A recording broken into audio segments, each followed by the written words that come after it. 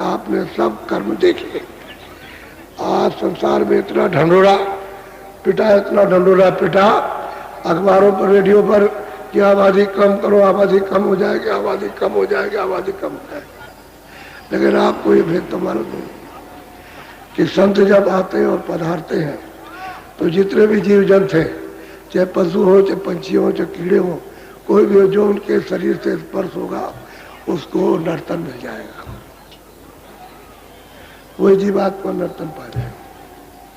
उनके अंग का प्रभाव है, वो दया नहीं करते, लेकिन उनके अंग का ही गुण है कि जो भी उनके अंग से पवित्र होगा वो, और जिस पेड़ का फल खाएंगे या जिस पेड़ की छाया में बैठेंगे वो बदल जाएगा। वो पेड़ की योनि खत्म, पेड़ खत्म हो जाएगा और वही सूरत नर्तन में आ जाएगी सीधी। अभी उसको कितना लंबा चौड़ा चक्कर मारना, लेकिन सीधी लौट आएगी। पशु में, पंछी में, कीड़े में उनको स्पर्श उनका होना चाहिए। और संत इस समय बहुत संत आए, उनसे जीवों को कितना स्पर्श अवसर, चाहे वो थल के जीव हो, चाहे जल के जीव हो, और चाहे ये, इनको सबको मौका मिला हो बढ़ गया। अब ये भेद किसी को मालूम नहीं, किसी को पता नहीं। आपके करने से क्या होगा, कम करो कम करो।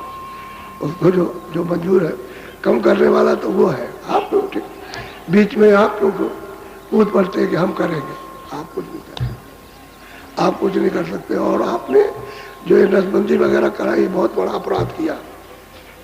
ये सबसे बड़ा अपराध है कि आने वाली संतान को आपने रोक दिया कि अब हम एक ही बच्चा दो ही चाहिए।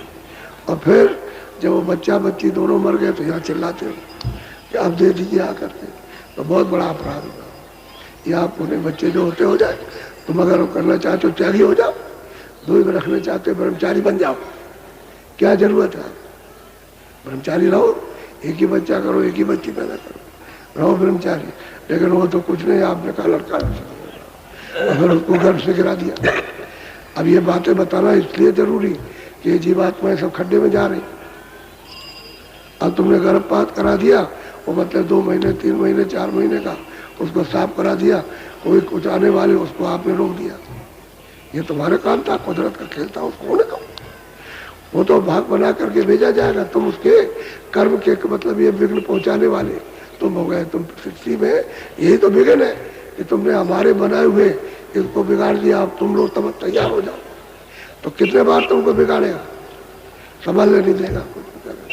इसलिए उस नियम को समझना चाहिए था, वो तो आपने को समझा नहीं। और आप कृष्ण बन गए, राम बन गए। जब आप कृष्ण हो गए, एक बच्चा 2 बच्चे, इसलिए बहुत संभल बूझ करके रहो, आगे मत कुछ सोचो इस बारे में। वो तो बढ़ गई आवाज, वो तो उधर से। अब वो तो बात ये है, वो तो गुण है कि सूरज निकला है, जो सामने आ गया उसको गर्मी लगेगी। बगैर गर्मी के चाहे जितनी ठंडी हो रह नहीं सकता, गर्मी ठंडी छूट जाएगी, गर्मी लगेगी। वो तो गुण है महापुरुषों का। अब उसके लिए कोई क्या करेगा, वो तो उनके अंग का गुण है। वो दया किसी पर मान लो नहीं करते, लेकिन अंग का तो गुण है उनका। यही है कि जो शरीर से स्पर्श हो जाए, मनुष्य शरीर आ जाए। आबादी बढ़ गई। अब आप कहाँ से आ गए, कहाँ इससे क्या। वो तो 84 में नरकों में तो कितने जीव जंतु है, अब उसमें से थोड़े चले आए क्या। अरे वहाँ एक एक जगह पर आप ढेर देखो तो करोड़ों का ढेर। तो मतलब ये है कि सारे हिंदुस्तान में जीव देखिए तो कितने जीव है। अरे उसमें से कुछ चले आए तो आप उसको क्यों कहते हो ऐसा, ये कहाँ से आ गया, कहाँ से आ गया, क्यों आ गया। तो उसके बनाए हुए, यानी उसने शरीर बनाया और तुमने उसका बिगाड़ दिया। तो ये नहीं करना चाहिए। तुम जिस शरीर को, जिस चीज को बनाओ उसको बिगाड़ दो, लेकिन जो आप नहीं बना सकते हो उसको बिगाड़ने का आपको हक नहीं है, अधिकार नहीं है। इसलिए आबादी बढ़ गई। अब उपाय किया, आप चुप हो गए। अब सब चुप हो गए, आप किसी के अकल काम नहीं कर रहे। बोलो। सतगुरु पूरे कह रहे, जो सतगुरु पूरे कह रहे, ये मार्ग सार। कहते हैं भाई तो पूरे जो बता रहे हैं, अरे वो सार है, वो सत्य पद है अपने घर का, सार है। अरे उसमें मतलब ये आसार नहीं है। कहते हैं भाई उसको मान लो और अपने घर की तरफ चल दो।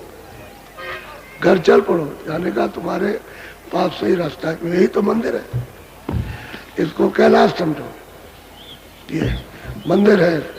इसी मंदिर में जीवात्मा बैठी, इसी मंदिर से वहां मंदिर बात, वो भी तो मंदिर है। सैदल कमल में तो मंदिर है, बहुत बड़ा मंदिर है। अरे भाई जो किला बना हुआ है जो ब्रह्म का, वो बहुत बड़ा मंदिर है वहां। और महात्मा तो देखते हैं तो मंदिर ही है। आपने जो देखा है उसको जैसा दिखाई दिया, अगर झलक दिखाई दी तो देख रहा हो चर्च बना हुआ, और सीधा जिसने देखा उसने कहा अरे भाई तो ऐसा बना है, ऐसा मंदिर इस तरह का है, उसमें बैठा हुआ। किसी ने कुछ देखा, किसी ने कुछ देखा, किसी ने छाया देख ली उसी को मानने लगे, किसी ने छाया की दीवार देखी तो दीवार बना दी। अब मुसलमानों ने दीवार खड़ी कर दी कि ये खुदा की दीवार है, और किसी ने उसको देखा कहा ये मंदिर है, उसको ये बैठा हुआ, और किसी ने कुछ कह दिया, किसी ने कुछ। जो कहीं पर्दे पर कोई झलक मिली उसी को कह दिया, और जिसने पूरा देखा वो फिर पूरी बात बताएगा, अधूरा नहीं पूरा। बड़े बड़े मंदिर हैं, ऐसे ऐसे मंदिर आलीशान है कि संसार ये सारा इन्हीं उसके छोटे से दरवाजे में चला जाए पता ही नहीं चलेगा कि ऐसे बड़े बड़े मंदिर, विशाल विशाल मंदिर। सारे संसार को मंदिर बना लो, ये कुछ नहीं, ऐसे ऐसे मंदिर वहां बने हुए जिसमें ये बैठे हुए। ये छोटी चीज है, क्योंकि उसका रूप ही इतना बड़ा है कि संसार का कुछ है ही नहीं। संसार का इतना बड़ा रूप नहीं है जितना उसका बड़ा रूप है। इधर से निकलता है, इधर डूबता, इसके लाख हिस्से कर दिए जाए, इससे भी बड़ा सैदल कमल में बैठा हुआ, तब तो रचना करेगा नहीं, ऐसे कैसे कर देगा रचना, इतना बड़ा है। उसका भी महात्माओं ने पता लगा के दर्शन दीदार किया और बताया कि इनका ये काम है, ये तीन लोग के मालिक है ये, और यही करता धरता है ये, और यही काल है। जीवों को सबको इन्होंने अपनी वाणी से फंसा दिया, आवाज इनकी निकली, उसको लिखवाया और लिखवा करके आपको सुना दिया, अधिकार दे दिया, आप फंस गए, पाप पुण्य फंस गए, आप नहीं निकल पा रहे। अब जब पाप पुण्य जब खत्म हो जाए तभी तो आ जाओगे, आपसे तो पाप पुण्य जा नहीं सकता, वो तो सब भरा पड़ा हुआ। अब महात्मा कोई मिल जाए तो धारा जब आप में चला दे तो बर्तन साफ हो जाए, तब तो आप छुटकारा पा सकते हो। मेरे पास पूरे सदगुरु कह रहे हैं, कहते हैं पूरे कह रहे हैं कि मान वचन, उनके वचनों को मान ले, तेरा काम बन जाए। वचन नहीं मानेगा तो तेरा काम कोई होने वाला नहीं। बोलो जय गुरुदेव। अच्छा, अब आप भजन पे बैठ जाओ। जब हम कहेंगे तभी खोलना, आंख और कान बंद करो और ऊंचा ध्यान दे करके भजन पे बैठ जाओ, सुनने में लग जाओ। कपड़ा डालो थोड़ा सिर पर, सब लोग बैठ जाओ और ध्यान दे करके सुनो। जय गुरुदेव। देखो मेरी बात को सुनो, वहां मंदिर के पीछे 12:30 बजे मैं वहां मिलूंगा। वो लोग आओ जो अभी नए आए हो, यानी पुराने आ जाओ ठीक है, धीरे धीरे तो सबको निपट जाओगे।